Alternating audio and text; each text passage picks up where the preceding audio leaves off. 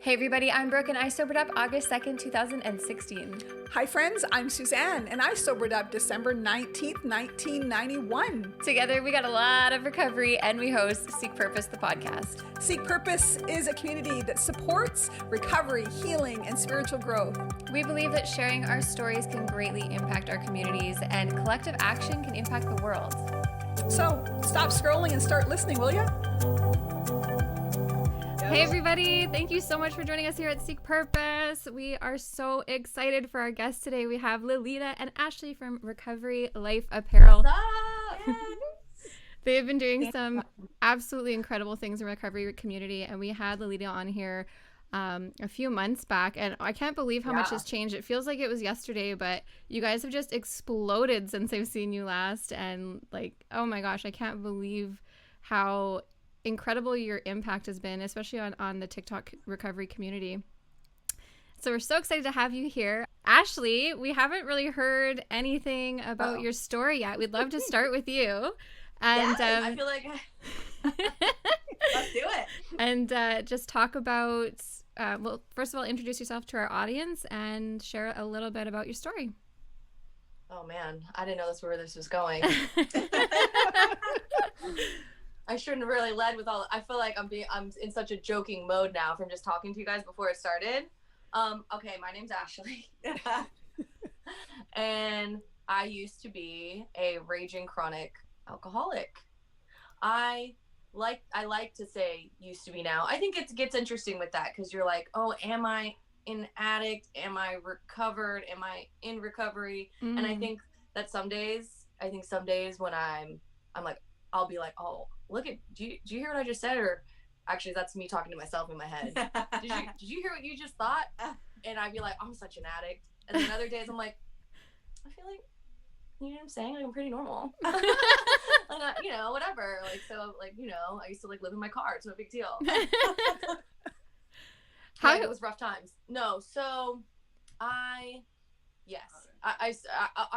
gonna do this very short because I really want us to be able to get into like a whole bunch of other stuff. But remember I was telling you, I think that my story can be told along the course of lines of my 3 DUIs.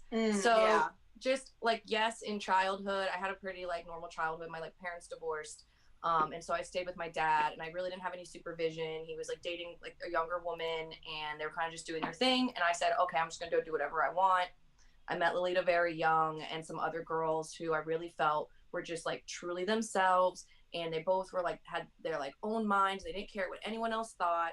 But along with that also went like drinking and smoking. And I vibed with that. And I really had already dabbled a little. And I said, okay, I found my people. And that went on. And of course we separated and my first DUI was when I was 18, which I definitely did not think was a big deal. I was coming back from one of our college bars, and especially back then, they did not care about IDs. It was like, whatever. Like, you could use an ID, pass it to your friend behind you. The guys did not care. And now, when I think about it, they weren't even really adults. They were probably like 20 years old. Yeah. So I leave. My friends like all like ditched me or something, some classic drunk nonsense. And I'm like, it's crazy because I didn't want to drive. And I started walking down a very dangerous highway that we have out there here. And I got very scared before I could get to a gas station, which was like a mile away. And I said, fucking, I'm going to get in my car and I'm going to drive. So I sit at a red light too long, trying to give directions to somebody. He goes left, I go straight. They pull me over. That police report is actually to this day, one of my friends, like, favorite. She said she wished she could frame it. I'm doing the, this is just to say that I did not think it was a big deal. And I'm like walking, I'm doing the field sobriety and I like fell and I'm like, oh, I took my shoes off because I told him that was wrong. I said, no, it's just my shoes, like the heels are uneven. And then I said, oh no, a bug bit my foot. And that's like why I said one more time, regardless, like so arrested. And didn't give a shit. I didn't care. I actually like ended up, I kept like violating that probation or something happened. And anyways, I like had a house bracelet on and I like technically trespassed by being in an apartment next to me. I ended up in jail for trespassing and then like phasing out of my DUI probation. Still didn't care. Was like, this is all just like accidents and whoopsies and like, this has nothing. Like I got caught. They could have got caught. Anybody could have got caught. half my friends were like getting sent away to rehabs by their parents. Me, I was one. And like my close friends, half my other friends Twice, just getting sent off. And I went to rehab. it was like nowhere in my mind could it have been the alcohol. It was, if anything, it was like my choices. I made that choice. I made a mistake. It had nothing to do with drinking. So fast forward, I just like live my life. I'm a server, so I'm making a lot of cash. I get into a relationship, and he drinks a lot, and we're just like, this is my drinking definitely got bad, because at a point he was like, I don't even want you to like come out with me. I said, excuse me, what do you mean? He's like, it's just that like you embarrass me. And I didn't understand that, because I felt like everybody acted a fool when they were drinking, and that like I'm funny and I'm cool and everybody wants to be around me and we all drink. Like our relationship isn't going well. And so I'm not drinking in the morning yet, but I'm day drinking at this point. So where whenever I feel like it, I'm going to start drinking, and I'm starting to sneak alcohol in my purse places. And so I go to Winter Park and I get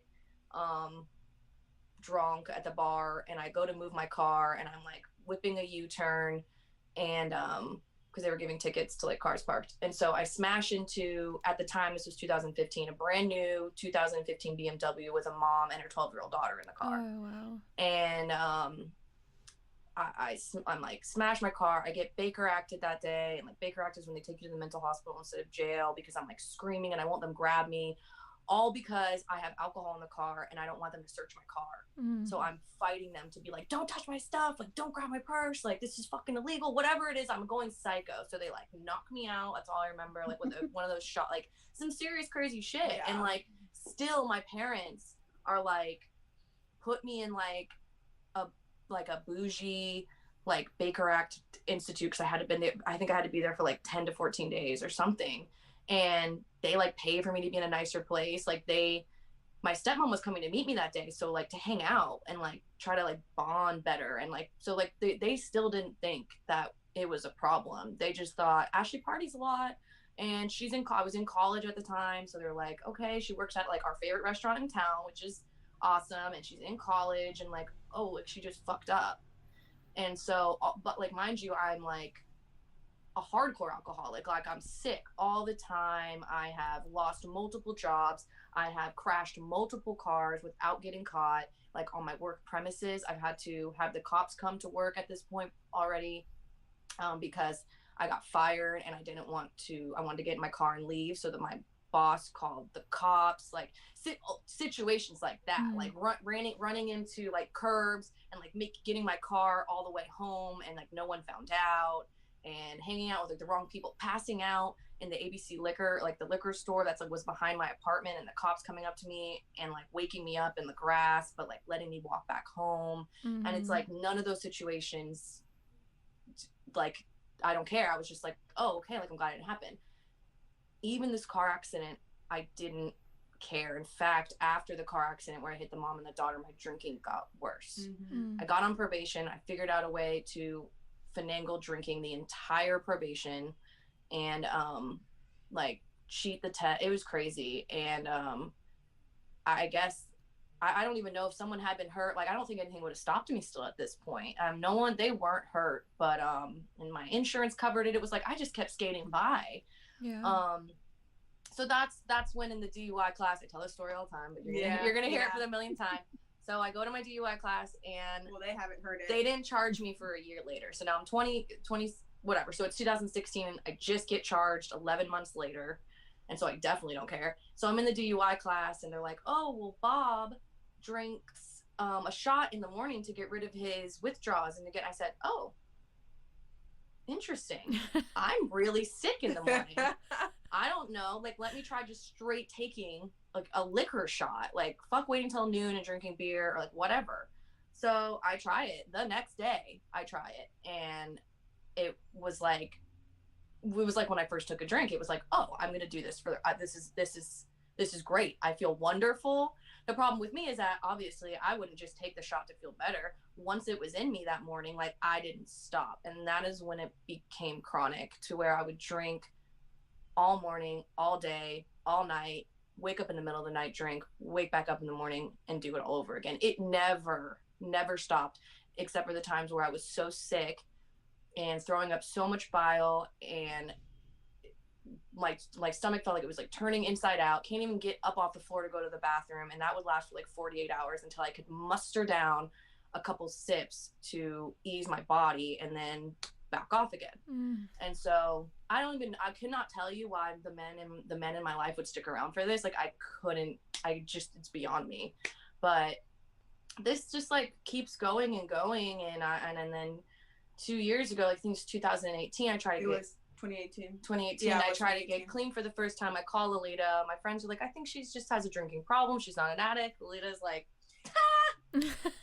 yeah, like, that's fucking hilarious. I'm like, that bitch is an alcoholic. You know, she talks. That bitch is an alcoholic. 100% an alcoholic. And so she's like, she hit it pretty well. So like you hear this side and you hear the truth. But the difference between her and I is I was very like, there was no like, yeah, but you have a problem, you know, but like Ashley's was very, even to the point, like when I was contacted and our friend said, okay, I think she's ready for some help or whatever. I didn't even really know the extent because she was very good at hiding like how bad it really was. So I think that's like, you know, and especially because there are different levels of alcoholism. Yeah, there's different levels. And then if you're dealing with people that are not addicts or not alcoholics, and they don't really know what to look for, they don't really know how manipulative or, you know, we can be, then it's like, you know, oh, I mean, is it that bad? I don't know, because that's what it was. Like, oh, she has a problem with alcohol, but like we just don't know. Like she just needs to get sober, and like she needs to get sober for a little bit, and like we think you can help her. And then when I met with her, I said, "Oh yeah, bye, Felicia, you got a problem." Well, that was after the second. That will tell. Yeah. I'll mention that in a second. But also because, and if you guys know, I mean, anyone's drinking. Once you've been fucked up, drunk, just drunk all the time for long enough, you kind of learn. Like you'll let it out sometimes in these conversations, but you learn how to be super normal if you really don't want to lead somebody on. And so I learned how to answer the phone and act super, super normal. And like sometimes you had no control of it and you're fucked, but like sometimes you could like control it and act really, really straight and narrow, and it would just be like basically being very boring, showing no personality. And so like that's why some of our friends were like, oh, she's probably okay, she only calls me drunk sometimes, other times she's super normal. Mind you, I'm drinking the entire time. I mean, I had water bottles of vodka at my desk at my jobs. Yeah. Because I'm like, oh, well, nobody knows. I could tell the difference in the consistency. But anyways, I was like, I'm a genius. Do you think right? When you were talking about how your parents kind of bailed you out and sent you to a really nice place and everyone was kind of giving you a pass, do you think if you had to suffer those consequences for your actions earlier that it might not have gotten so bad? Yes. I think it would have been I think we would have been all the same, because I had been to jail. Yeah. I had been, I mean, the place wasn't like Malibu's or anything. It was just like a place that was a tiny bit, like it had like a computer there, and like I was surrounded by people who were very mentally ill, and it was almost like they were so mentally ill that I was like, I'm definitely fine, because they're like they're like out of it. You know, this kid would sit there and look at me and said, I think you're really a princess. Like, I think you're actually royalty. Like, you're a princess. And he was like convinced, and like, it was wild. So, well, I think psych wards. So just this kind of may be like 2 seconds off topic, but I think psych wards are not the proper place for addicts to be. Like that, you know what I'm saying? Because I've been in and out of the psych ward. They let me go early anyways. They're like, you're not crazy. Yeah, I've been in and out of the psych ward too, and I'm like, yeah, like. Yeah, no, I'm fine. You know, so I think that when they Baker Act addicts, because they still do that. I don't know how they are in Canada, but here, like Marchman Act is a thing which I talked about on our last interview, but like they still send addicts and alcoholics to the psych unit here. And it's like, okay, like 48 hours to 72 hours later, that person's a normal person. Yeah. Like if it's out of their system. I mean, not everybody. Some people have further issues. So I'm just talking about people who don't have any further mental issues. I do suffer from like depression and anxiety, and I think my drinking that had a big deal to do with, because I never wanted to feel depressed. Everyone's like, well, alcohol's a depressant, don't you know? And I was like, yeah, but you're drunk all the time. I mean, if you just stay drunk, like, then you don't come down and feel depressed. You just, so. Yeah, it's like a happy pill. I was going to ask too, going back to this, you know, because many people were saying like, oh, she's not an alcoholic, or did you know when you were drinking, did you know anything about alcoholism, that you were an alcoholic? Did you think that when you drank? Like, where was your gauge in regards it's so crazy, because I think, like everybody, you think for a long time, like, I can stop whenever I want, and I don't want to. I could. For a long time, I would get sick for like those 48 hours, and I would tell myself, this is when I knew. I would tell myself I'm going to stop drinking if I just can get through these next couple days. And then I would choose to drink after the 48-hour sickness, or after that being hospitalized, because I would go to the hospital a lot, because I knew that they would give me lots of fluids and they would soup me up. I'd be on my way. Then there came a day where the 48 hours was up, and I was like, oh shit, I have to drink. Like, I have to. Like, my body is like not okay. I'm like really, really sick. Because before I would like get really sick and I would be like kind of okay, like almost like I might have been able to quit drinking at some point in that point, physically wise. And then so there was a day where I was like, oh, I have to drink. Oh, I'm fucked. Like, I can't get out of this. Though I didn't know about detox. So in 2018, to switch back to that, I think my family had tried to get me to go to a couple meetings, but it was like the dumbest thing I'd ever heard of. They're like sitting there with the lights off trying to meditate for 10 minutes. He said, this is some dumb ass, weird ass shit, and this is not going to get me to stop drinking. So I'm like, this is fucking crazy. So she gets me into detox. I go to a halfway house. I'm like having a lot of fun. I think this is like super fun, and I'm not taking it seriously, and I'm hanging out with all the girls. I like start talking to a guy. I'm like, everyone thinks I'm going to be a one-chip wonder because I'm super involved in like all the activities, but I was just like having fun. That makes any sense. Like, my body finally felt good, and I thought it was really fun, and bitch, like, I knew I could leave whenever I wanted. That like everybody was super happy with my progress, and that I could go back, and that I didn't know it at the time, but my subconscious knew that I was going to try to drink again. I never was like, I'm going to drink again. But then when I got back home, I left the halfway house. I stopped going to meetings. I didn't reach out to like anybody. I didn't make any like friends that were like like-minded in any way. I went back to like working a normal job. I drank. So I started drinking again, drank through my breathalyzer that I had in my car. Like, I know that sounds like it's not possible, and not to encourage anybody. And you will not to, it doesn't always work. Like, you will. You can just get in. I don't even know. I don't want to like promote it, but I figured it out. I figured out exactly how much I could drink from starting in the morning until I had to get into my car 8.5 hours later. And it was like this exact size box, and I had to start drinking at an exact certain time and stop drinking at an exact certain time.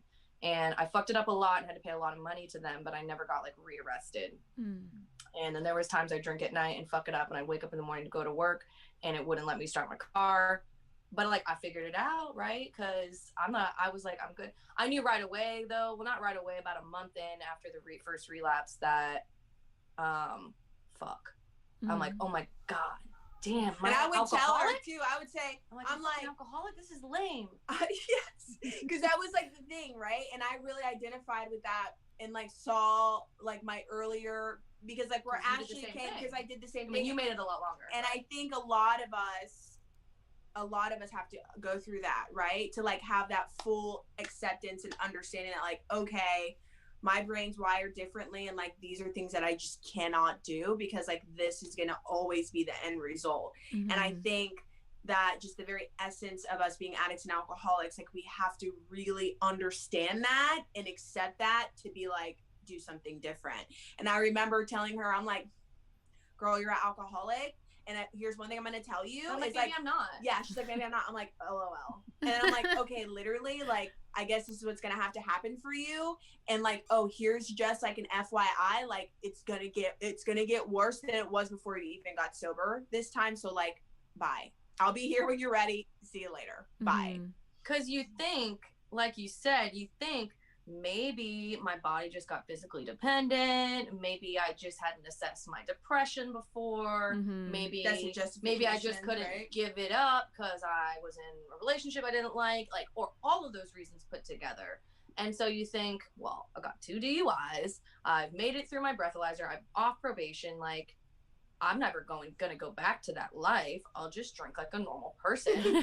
But first off, you've gone through all of that and you're so obsessed with alcohol that you're gonna try to do. Why would you even try to do it normal? That's like bitch, look what it did to your life. Why would you even fucking like fuck with it after that? Like, fucking, are you okay up there? No, I wasn't.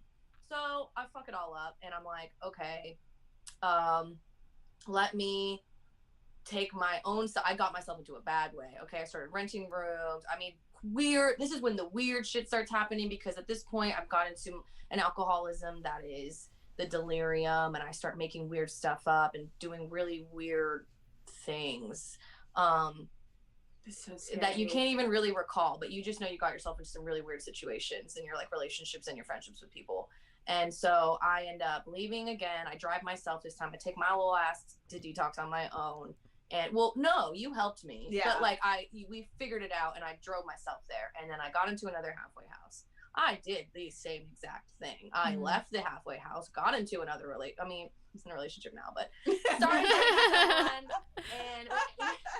so is that addiction number 2 or 3? Yeah. I don't know. We're super happy. We're super happy. We're about to have our 1-year anniversary. He's been clean for almost 3 years, and I can't see myself ever being with anyone else in my life. I'm just a different person now. But listen, this is the thing. It's easier to just date somebody if you're trying to get out of like a bad way, because you have 2 incomes and like the person's super nice. Like men, I don't know, they fall in love with me and they'll just be like, okay, let's do it. So I'm like, I move out with a guy, and a hurricane was supposed to hit Jacksonville, all of Florida. I don't know if that was this is a different guy than the guy she's with now. Okay. So this is before, Yeah. Well, yeah. It got kind of, I never slept with the first guy. I just want to throw that out there. Well, later. Anyways. While I was clean, we were just hanging out. Oh my God, I hope he's not watching this. He fucking literally knows it's him. He literally knows it's him. He's like, oh yeah. So, no, it wasn't like that. It was more of like a friend, and we'd like kind of just hang out and go out or whatever. So it wasn't like a relationship. Yes, later when I relapsed, I went and like hid him in his house, and sure, things happened. But to be fully transparent, that was so unimportant to the story. So fucking whatever. I do the same exact thing. A hurricane is supposed to hit, and I was like, there's absolutely no way, because this is the thing, I hated my life. I did not want to drink anymore, but I could not. It was like I woke up, I went to my job that I was making some good money at. I come home, I cook dinner. I was miserable. I thought that I was like, if this is life, dude, like I'm fucking good. Like this is like lame. Like I don't like any of like, this is stupid. I might as well be drunk. So my excuse came. I was like, I can't go through a hurricane with no power, no TV, no life, and I'm gonna go fucking get some alcohol and drink for the first week and a half, and then like detox myself for like the next 5 days, because work was closed for like 20 days. They shut down just because people were supposed to evacuate. Obviously that turned into being homeless, living in my car, living in hotels if I wanted to spend the money on them, or if I had the money. He was like off in the wind. He was like, I mean, he decided to drink with me, and if it's possible, we're worse alcoholic than me, like in the hospital, in the mental institution, like he was by.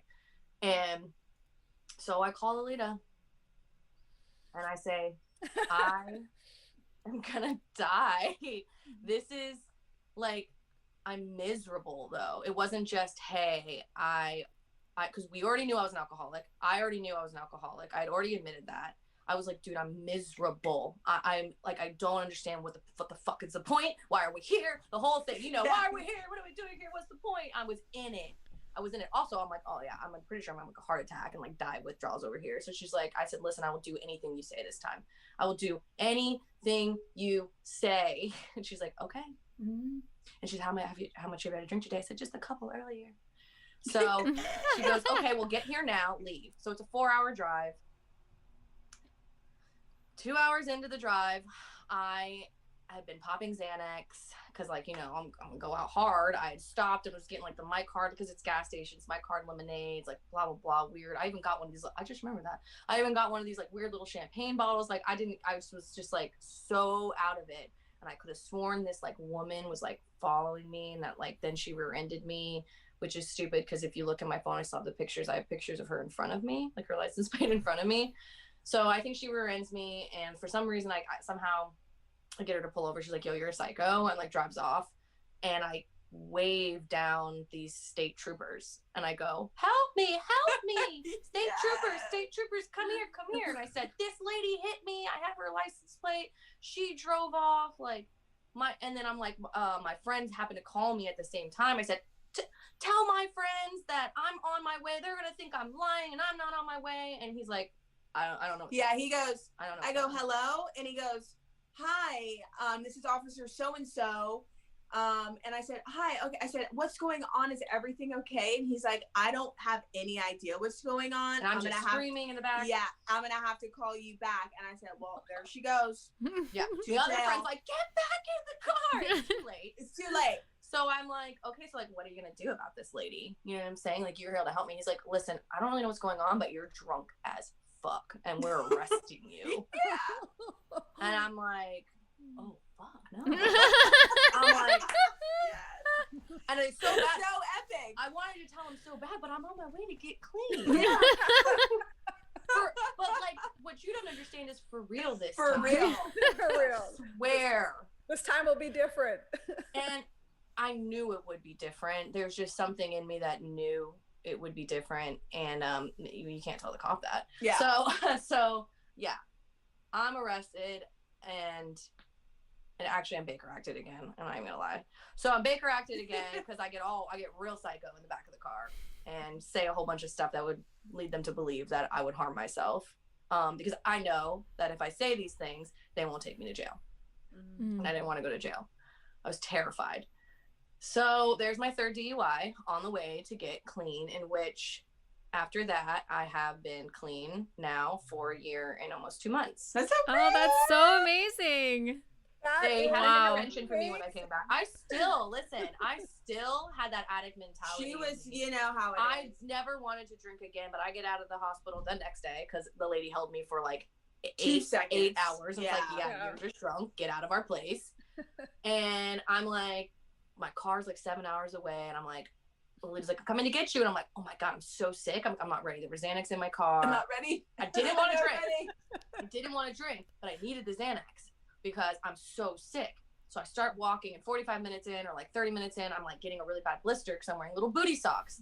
I still think to this day, if I'd been wearing better socks, I would have made it. I would have found her. So our mutual friend is like, well, what is she going to do? I said, oh, that bitch is walking to her car. No, she wouldn't do it. I said, oh, 100%. And she's so full of shit. And she's like, oh, well, I don't know. And blah, blah, blah. And just kept trying to forward my call. But I knew where the hospital was. I knew where at least the vicinity of the city where the car was. And there's only one way there. So she goes, what are you going to do? I said, I'm going to drive, and I promise you I'll find her walking. She's like, it's like a 7-hour walk. I said, oh, I promise you, like, we have it in us, bitch. If we have something in that car that we want, we will walk. I promise. She was just like, so like, what? But like, that's the insanity. Yeah. Mm-hmm. Well, the insanity that I can relate, because I sobered up at 23, and I'm like, no, you don't understand. Like, I'm not an alcoholic. I know you AA people might be kind of maybe half right, but no, I'm not done yet. Like, I'm missing out on all that fun. Like, our brains continually tell us that it wasn't that bad. And yeah. I remember somebody coming and telling me, going, well, you are one of those real alcoholics. I'm like, what are you talking about? No. They go, no, you're the real alcoholic because you continue to think you can drink. Yeah. And I'm like, yeah. Oh, shit. Yeah. That is how my family said they knew that this was for real this time, because they said the last few times I would come clean, hey, what's up? I'm perfect now. I'd be like, I could never say that I would never drink again. I couldn't say it. I wouldn't say it. And I still would like blame situations, people, job, whatever. I'd still be like, well, if this hadn't happened, then, whatever. And this time I was like, so I am a raging alcoholic who can never drink again, who fucked up her own entire life please love me again. Hallelujah. And they're like, oh, this is real. Because, like, just everything you say changes. Everything you do changes. It's amazing. You know, they even had to have a little intervention for me because I still wanted to go get my car. I said, girl, no. Because you're leaving the fucking car. So I'm not leaving the car. She's like, I'm sorry. This is your third DUI? Like, why the fuck? Tell me how you need the car. No. And it was rough. My aunt walks in. My best friend walks in. It's like a little intervention. And they're like, you don't deserve the privilege to drive behind a vehicle. And that offended me because my ego's still intact, right? I haven't worked a program yet. I haven't talked to like-minded people. She was beside herself. She said, oh. I said, in fact, privilege. I just won't drink and drive anymore. It's super simple, you fucking bitch. It's crazy with the ego. I think of that with, you know, most people are coming because you said it right then, you know, there isn't a program in place, and, you know, you're still reeling and not understanding what's going on, right? As far as your addiction. Yeah. Dude, it's the miracle. It's to think the way that I think now and to truly think it, because sometimes you fake it till you make it, which she told me was okay. She's like, listen, just fake it till you make it. Like it'll start to feel real once certain things fall in line. Because I lived at her house for 4 months, and the first month, 2 months, like she would turn on the lights, open the shades, like make me get up. She made me, oh my gosh, I got sober on November 26th. She made me wake up the next I got out of detox. She made me wake up and like cook a whole thing's fucking dinner. And like, I'm like, want to throw up the whole time. I eat like a sliver. And then she makes me go to like 3 Christmas parties in 2 days, a month later. And I'm like, yo, bro. I'm like, she's making me work hard for her company. I'm like, I hate you. Like, I hate you. I love it. She'd be like, okay, now you said the word, the company. We really want to get into. Oh no. This is her other company. This is her other company at the time. So then, of course, that leads right into my tragic life, into a beautiful new beginning. Yeah. Mm-hmm. So it started. You go ahead now, because it started during quarantine. Yeah. So the brand started during quarantine. So I own another business with my fiance, which I've removed myself to put full focus on Recovery Life. Yeah. So it kind of blossomed, which is like a real part of my message is if you have something calling you, if you have a passion about something, it's like fate or purpose, or there's many different names for it, a calling, whatever. Like if you a dream, yes, it will meet you where it will meet you at the right. It's like divine timing, right? Because I don't know if I talked about this too much in our last interview, but like a clothing line and doing everything we're doing has just been a dream of mine forever, that I said, tuck that away. I said, no, like it's just not, I was a very limited in my belief system. Like I knew it was going to be successful, but I said, I'm going to just take a skilled route. I'm a salesperson, whatever. And what I really want to do, that creative, inspiring, like that energy that I was born with, that I've been given back since I've been so clean and sober, that's just meant for another life. Like it's there, I'll use it on the side or something, but it's not how I'm gonna to live my life. And so the quarantine happened, and I had nothing but time on my hands. So, and I'm over here like I'm purposeless. Yes. I and another thing about the meetings, sorry to interrupt you. Another thing about the meetings is that what they did save my life, but what I don't really resonate with is almost the style, because you hear all these other people speak and you hear their trying, and then just there's no like or ooh, or maybe you should try this. It's like literally someone stopped sharing. It was like, my name's George, and this is my problem of the day. And then you tell your problems or your issues or whatever it is you want to get off your chest, and then it goes, I'm whatever. And I just felt like there's got to be more like conversation. There's got to be like some therapeutic like back and forth. Like we're all together. Like we need to be like talking about this. We're all just gonna hear about that horrible thing that happened to them and just be like, bye, George. Yeah. And so she starts brainstorming about like what we could do. So it started as after the meeting. Yeah, I remember that after the meeting apparel was how your business started off, right? Yeah. And it was supposed to just be like a side thing of merch, like, you know, and not like a full-on clothing line. You know what I mean? But that's that purpose thing, and letting go of fear with that, and just allowing my creative self to kind of take over my passion, really, because I really believe that everybody's born with a passion, and that passion that lives within you is your purpose. And like I know for me, like, once I had like tapped into it, it was on and popping. It was a matter of weeks. It was on and popping. We had grown almost 2,000 followers on Facebook, on our videos. Yeah. And she calls me. She's like, "Want to start a clothing line?" And I said, "What?" I said, "How? What? Where? What?" And she goes, "We'll just do it." I said, "We'll just do it." She's like, "Yeah, you in? What's up?" And I had moved out. Yes. So I had moved out at this point, got into another relationship. Yes. Who I'm super happy with. And yeah, and I'm like, what? Like, she was like, what?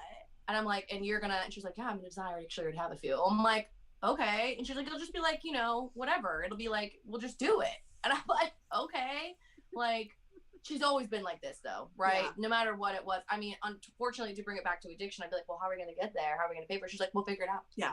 Yeah, we'll just do it. So I'm like, what about a car? She's like, I'll just manifest a car. Because that's a true story that I wasn't there for, but I like to make fun of her. Yeah, that's a true story. So, yeah. So why was it important to change the name?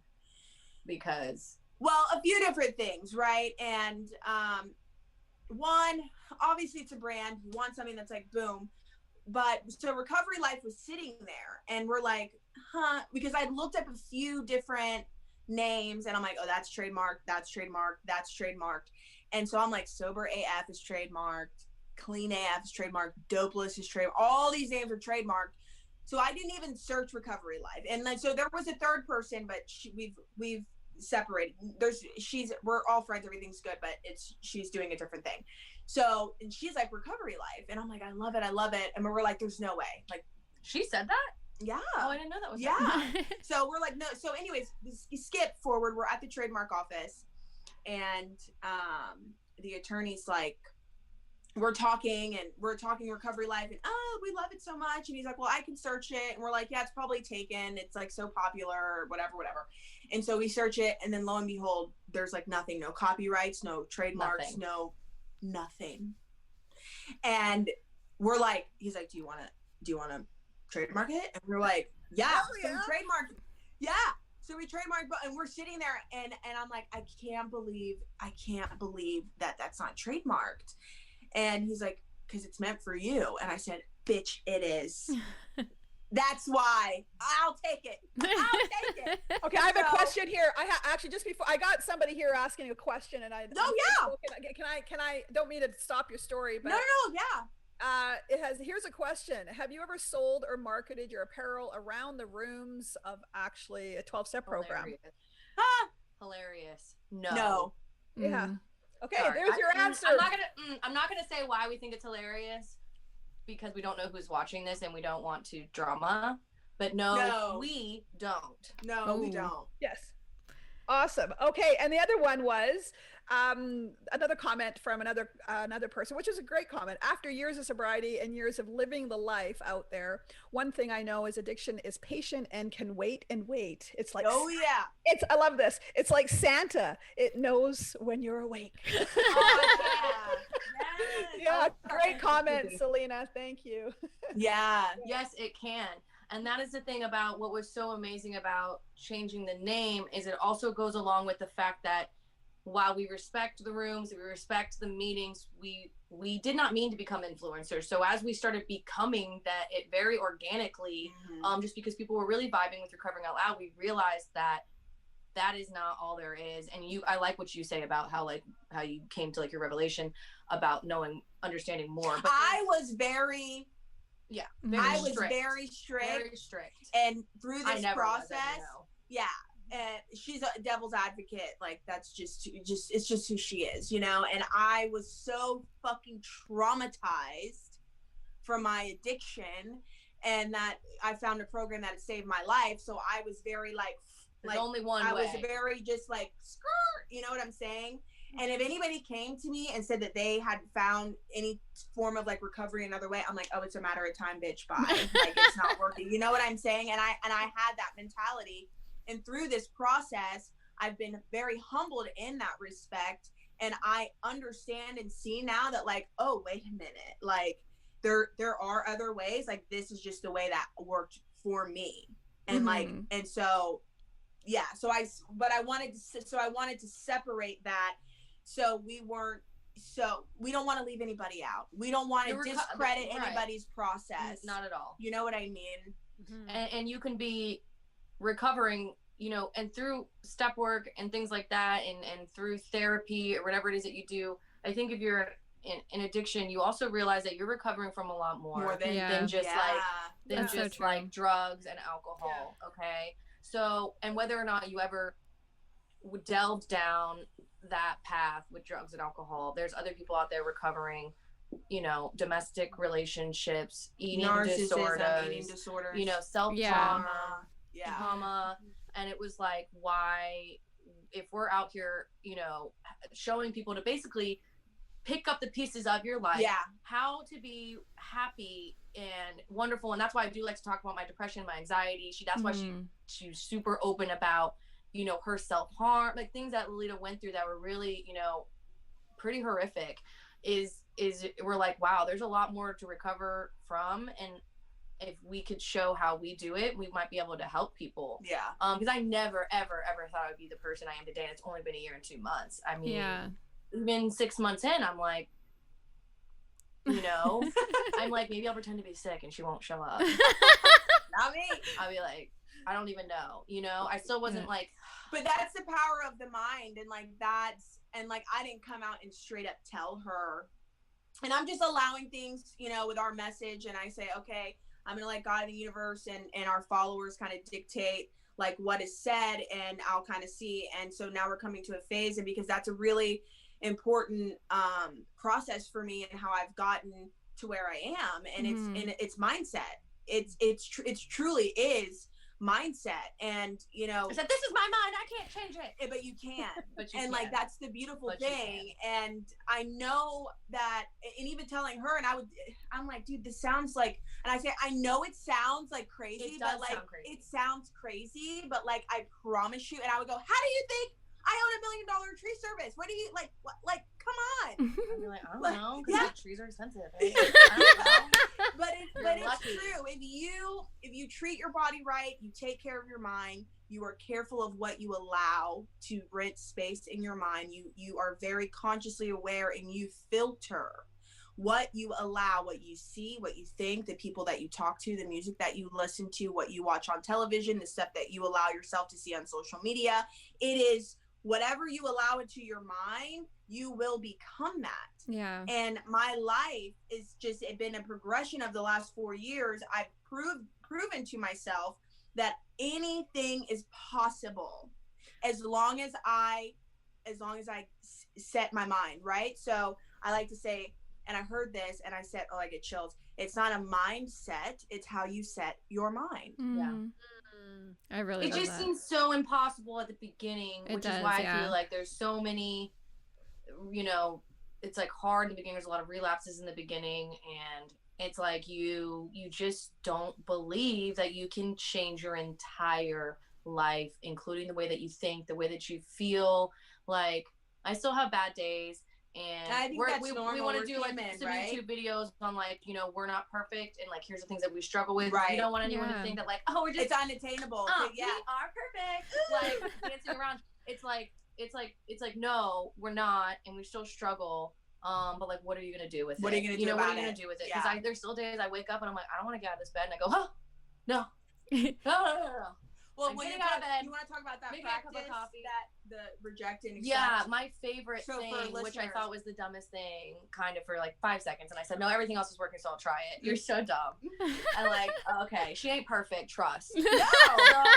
So I'm like, okay, she goes, listen, I heard this really cool thing.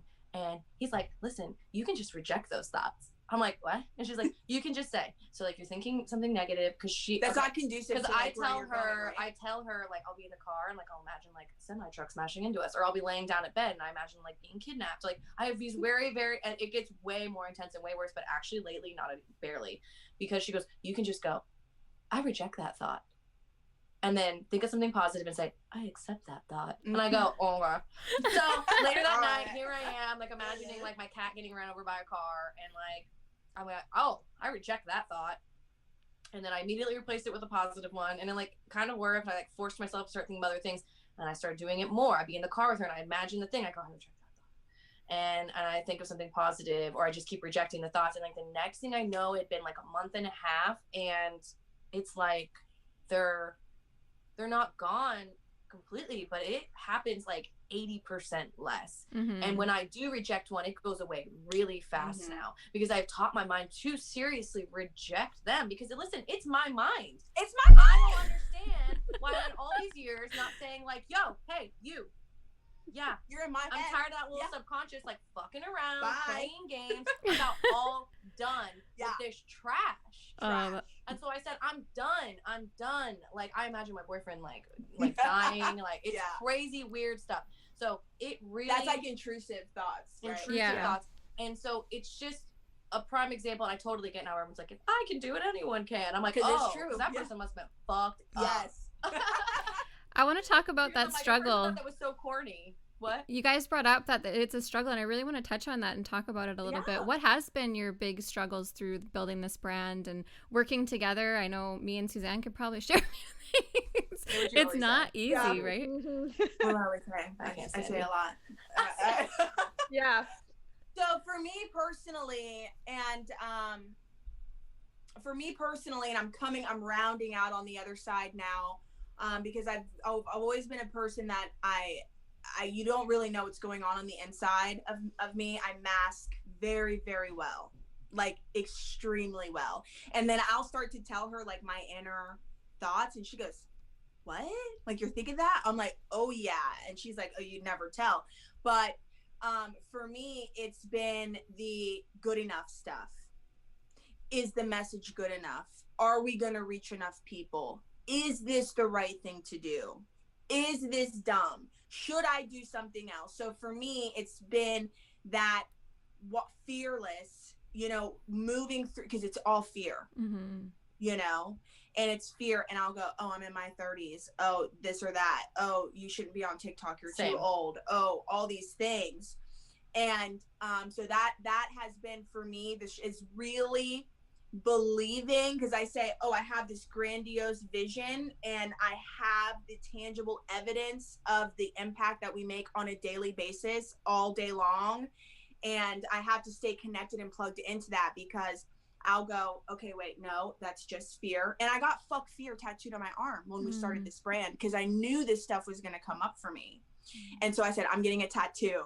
And what are you getting? Fuck fear. Why? Because I need to remember, like it's right here. It's right. I go, okay, that's right. Yeah. Because it's very real.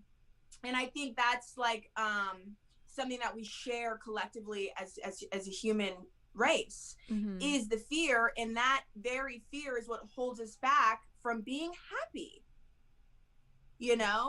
And so I'm, like I said, I'm rounding out on the other end, and but it's a struggle sometimes. So, and then as far as us both, I actually think like our struggle in our like personal relationship has actually become our greatest strength.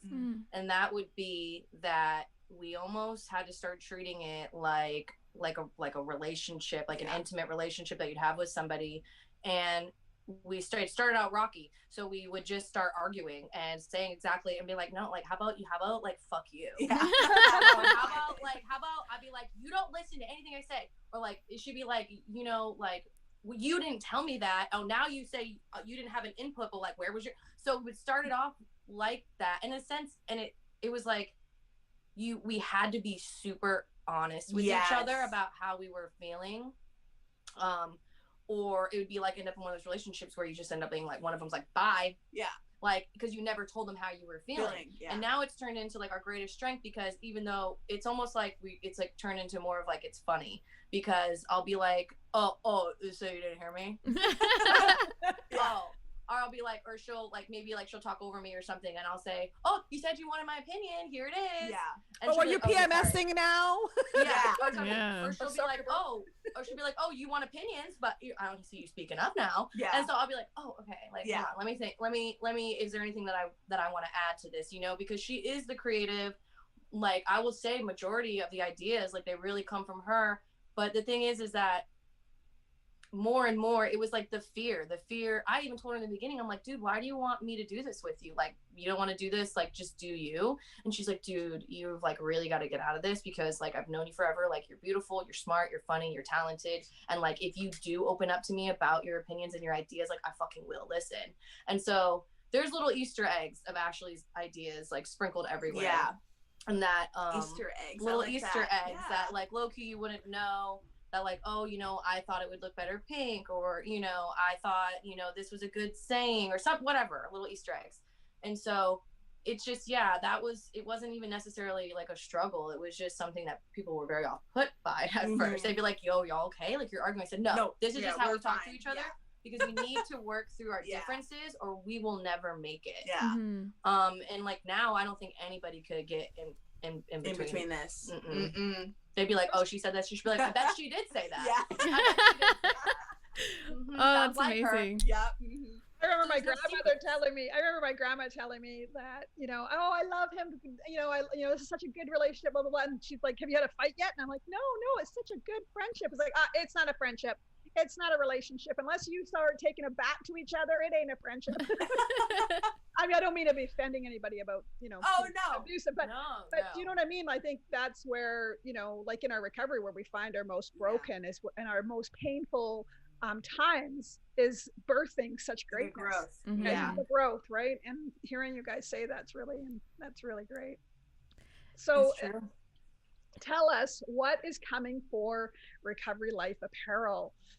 What's the next stage? Because as the last time we had you, I think you were like 16,000 TikTok followers. You had this dream and this passion.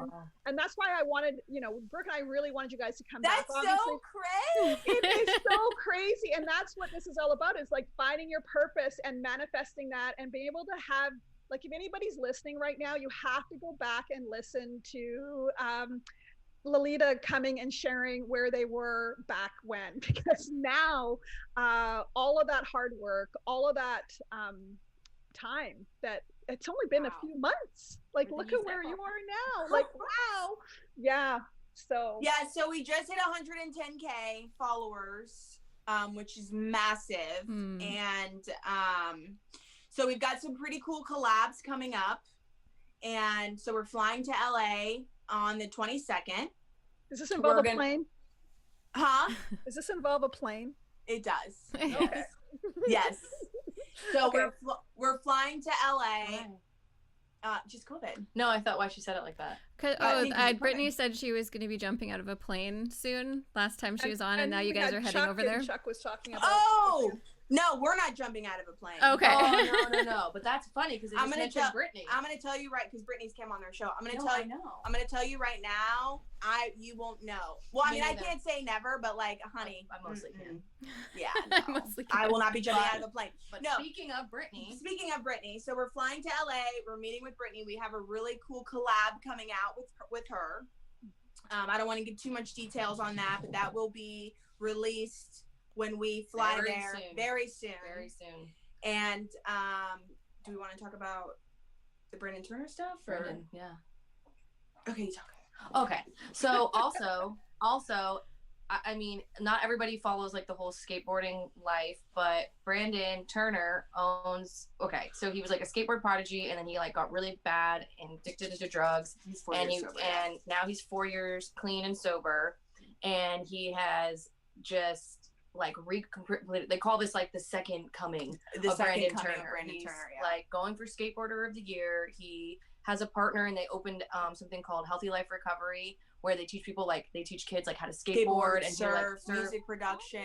He's moving on to open his own center that'll be for like artists, so more of like the music and painting and stuff like that.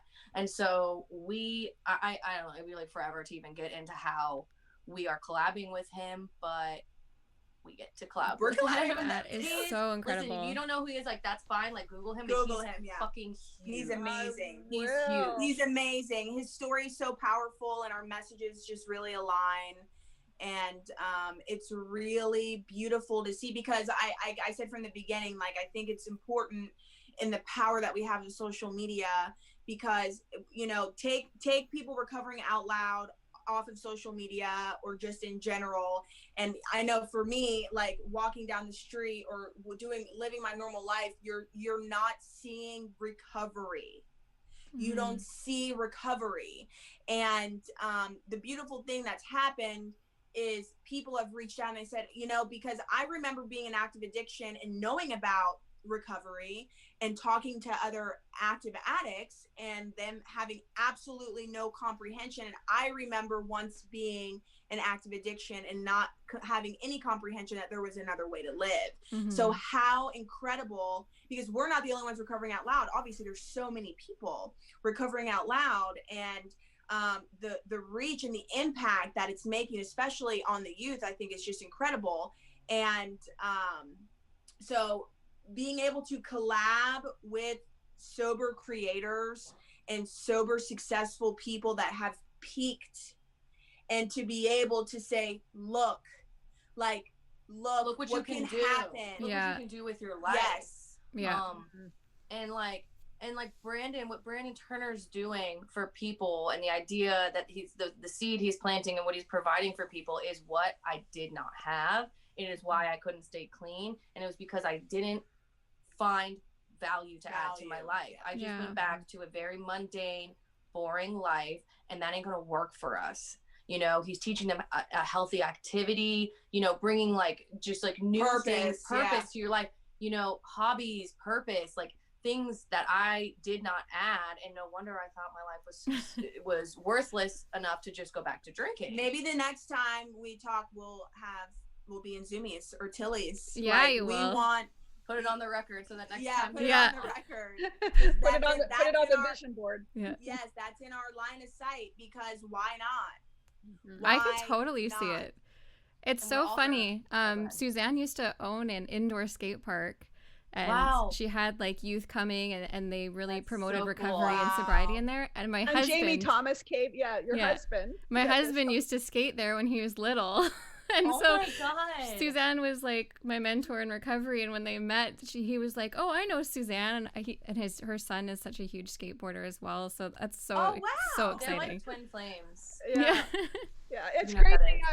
Friction was. I wish there was social media around back in those days, but yeah, we opened up Friction Indoor Skateboard Park, and Mickey Papa. I don't know if you guys know who he is, but he's a pretty well-known California skateboarder, and he's pro, and he is, I love you, Mickey, if you're listening.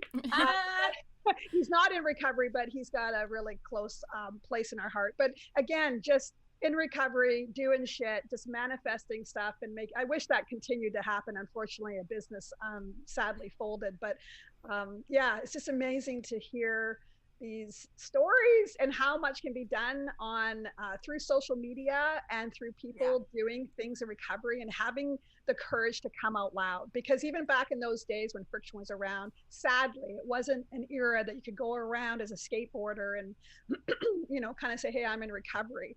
Although they did have Jamie Thomas, who was really big in the Christian side, that came out. That was a really I remember him speaking and doing some amazing things with making a difference with kids, right? So well, that's what it's about. It's about making a difference, and to not talk about your experience or your triumphs, whether you're recovering from anything, is such a disservice to humanity.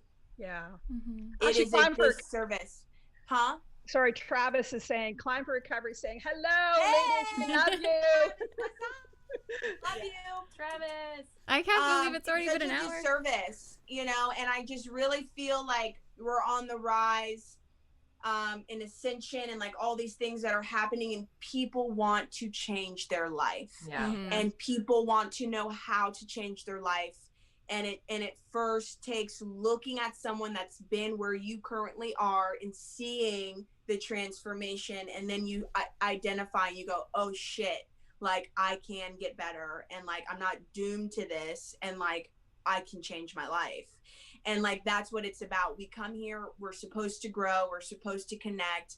You know, I feel like we have all of this like outside stuff, and you know, we don't want to be social media influencers that are just like, oh, like we are not, because social media influencers are like, okay, this is what I want you to see, but like in order for us to make an impact, we have to be authentically ourselves and share transparently what we've gone through, what we've overcome, what we continue to go through, and like that's what it's about for us. Like Lalita got a lot of heat for sharing something, you know, I'm sure you guys saw that, right? Not so cool going on in her life, and something that might be looked at as like controversial, but that's really what was happening.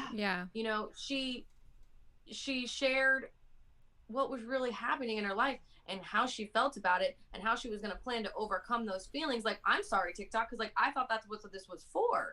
You go on there with your weight loss journey, you go on there and say, listen, I'm leaving my abusive husband, but like, you know what I'm saying? And so people don't always want to see the real side, but then there's the people who need to see it. They need to see it. And so because that reached people, and there was just as many people that, because they don't know and they don't understand. And I knew that. I'm like, okay, either A, you have addiction running so rigidly through your family, and you are in so much pain that you are seeing addicts recover because you have the pain of addicts not recovering in your life. And you know, that might not be the situation for everyone, you know, but I think that's that stigma, right? That we're trying to break. And like no amount of me going viral and people going, oh, I can't believe you were talking about this, or you should never have your kids. All it did for me was solidify that, like, oh, bitch, there's a stigma, and like, ain't nobody got time for that. Because people will die because they're afraid to change your life, because they're afraid that people are going to view them the same. So what's the point? That's what you say. Oh, what's the point if I change? Because they're going to think I'm a piece of shit anyway. And that's just not true. And I think what that's proving is that you're getting outside of the recovery bubble. Like, you're reaching people that aren't in your circles, that aren't believing the same thing as you are, which is a good thing. That means your reach is going far beyond just people who think like you. And that's hard to do these days, even on TikTok, because it just wants to show you what you want to look at, right? But that's the God aspect, right? That's that purpose piece. And it was a little painful when that happened. And I said, like, it didn't feel very good, but I looked at it, and we had a lot of like, we were down for like a day over that, weren't we? I was down for like a day. It was hard to watch. It was hard to watch. And I'm going to tell you, there were hundreds of stitches. Not 5, not 10, hundreds, because I get every notification, and I had to say, I can't, like, I said, stop looking. It was too much, but it was. And my fiance said, you want to end the state like this, like this is what the message that you want to create, the impact that you want to make, like this is what you're up against. And like, it's not going to be all nice all the time. Like, when your message is your message, and it's fucking not that pretty. Dude, the stigma is that they think that we're trash people who are never going to make it, who are never going to be successful and never going to recover. When we posted the video of me going to jail for my 3rd DUI, people were very mad that I was because I was in a good mood. And I was like, I'm going to be fine. I'm going to make it through this. We're doing the damn thing. And they were mad about it. They wanted me to be miserable. They wanted me to go kill myself. They're like, you should just, and I'm telling you, it's because I wasn't crying and sad and upset. Yeah, same thing happened to her. Hers was a lot more intense. But I'm just to say the point of like the stigma is that I shouldn't have been okay. Right. I should have been like, I'm just gonna go crawl in some dark hole and disappear from this world because I'm a trash person. But it's like this, right? It's everybody has shit that they've gone through, and if you don't talk about those hard, uncomfortable, dark things, then like you're gonna live there for the rest of your life. And then like, bye. Good luck finding any happiness. Because guess what? You, in order to get to the light, you have to bring the darkness out. You have to meet them together. Yeah. You're not going to transform. You're not going to become a different person if you forget about or hide or shame behind those things. You make your amends, you make peace with it, you forgive yourself, you forgive others in the situation, whatever it takes, but you have to process it. You have to talk about it. And the people, because we understand that not everybody's called to share their stories. You know what I'm saying? But the people that are, and I get messages, you've given me, I've been wanting to talk about this, but I've been too afraid, and you've given me okay, talk about it. Because that's what I really believe. If you feel it in your spirit, if you feel called, it is for you. Act on that. So we want to be the permission, you know? Beautiful. Do it. I love it. Yes. You guys are amazing. Yes. I can't believe it's been over an hour already. I could talk to you literally all night long. But for our listeners, where can they come and find you? I do want to end with one little thing. I don't mean to cut you off because I know we're gone over time. But for those of you who are listening, with everything that's going on, because there are so many people out there that are doing things online, that are getting bullied, or horrific things like that are happening, especially if you're in recovery. And if you kind of take a look at things like, it's like the addiction's patient.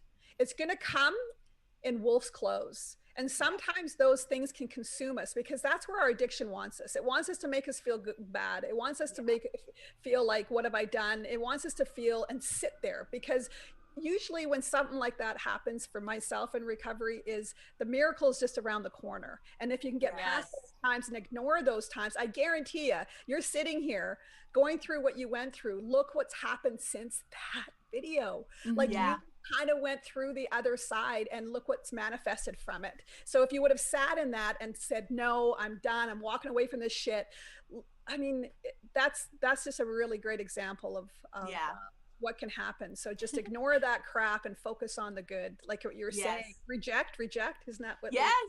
Reject. Exactly. I'm stealing that. Reject. It's brilliant. I learned it, and it's amazing. It's a really good technique to like keep you focused, and it also makes you realize, by rejecting it, you also like realize you're even kind of doing it. If that makes sense. Right. You're Yeah. Like, oh, what am I even doing? Yeah. I have a choice. Yeah, I have a choice here.